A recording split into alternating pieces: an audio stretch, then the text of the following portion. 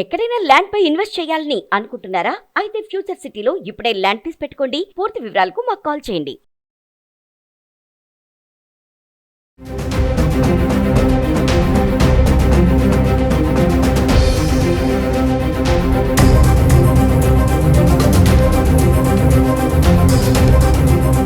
నమస్తే, welcome back to Suman TV. పిల్లలకి పాఠాలు చెప్పాల్సిన టీచర్ స్టూడెంట్స్ తో సేవలు చేయించుకుంటున్నారు.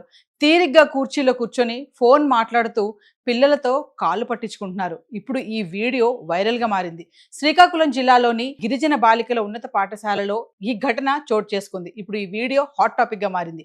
మరి దీనిపైన మరింత సమాచారం అందించడానికి మనకు అందుబాటులో ఉన్నారు ఎడ్యుకేషనల్ కన్సల్టెంట్ దుర్గశ్రీ గారు. Over to ma'am. నమస్కారం. నాకు ఇవాళ ఒక వీడియో చూపించారు. దాంట్లో ఒక టీచర్ గారు కాళ్ళు బతించుకుంటున్నారు చిన్న ఆడపిల్లల చేత స్కూల్.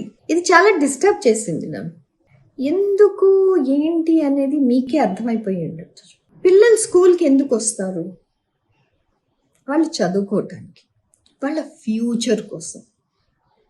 వాళ్ళు అక్కడ మా పంతులు గారు ఏదో ఒకటి నేర్పిస్తారు, మంచిది నేర్పిస్తారు అన్న దాని దృష్టితోనే వస్తారు.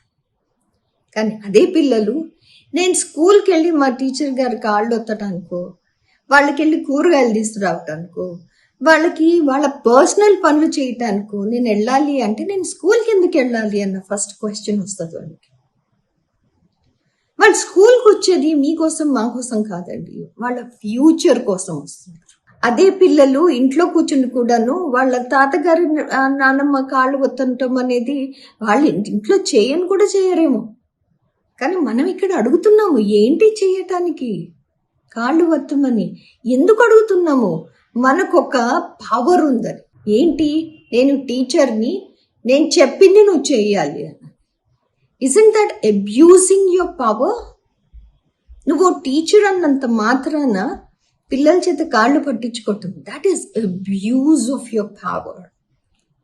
నీకున్న పవర్తో ప్రతి టీచర్ గుర్తుపెట్టుకోవాల్సింది, మనకున్న పవర్తో మనం ఫ్యూచర్ క్రియేట్ చేయగలము, which is good, constructive.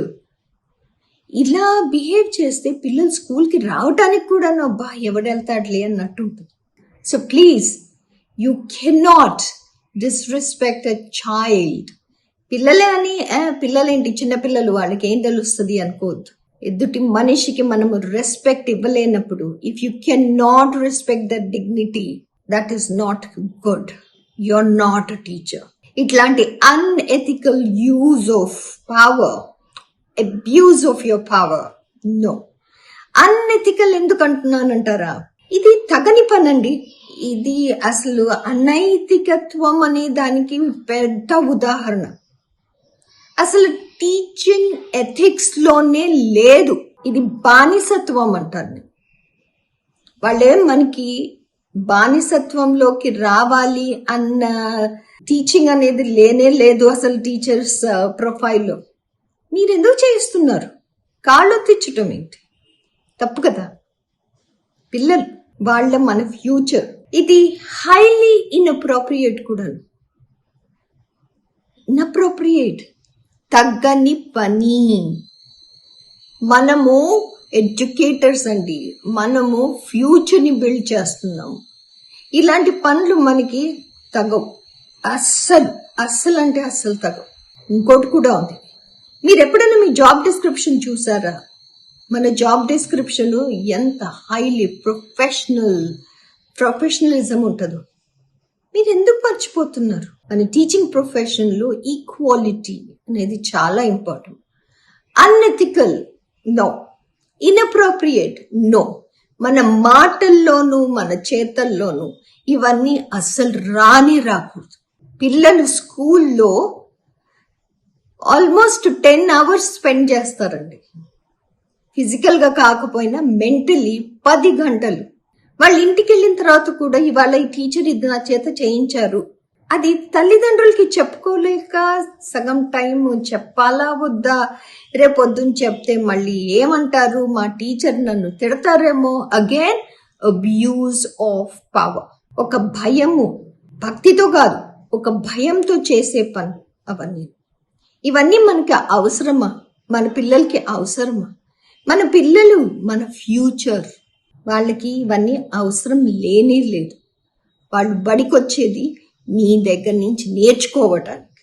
So please request everybody who is in the field of education, మీరు ఇట్లాంటి unethical, unprofessional, abuse of power, abusing the respect and dignity of those small individuals, inappropriate behavior మాత్రం మానుకోవాలన్న విజ్ఞప్తి. ఇది ఎవరికి మంచి చేస్తుంది, ఎవరికి చెడు చేస్తుంది అంటే ఎవరికి మంచి చేయదు. ఇది ఒకటి చెడునే క్రియేట్ చేస్తుంది. సో నా విజ్ఞప్తి అందరు అధ్యాపకులకి, అందరు టీచర్స్కి, అందరు ఎడ్యుకేటర్స్కి, please do not cross your boundaries. We also have our boundaries. మనకి ఆ బౌండరీస్, సరిహద్దులు అనేవి మనకి క్లియర్గా డిఫైన్ అయి ఉంటాయి. Please be very respectful to children. They are equals in our learning.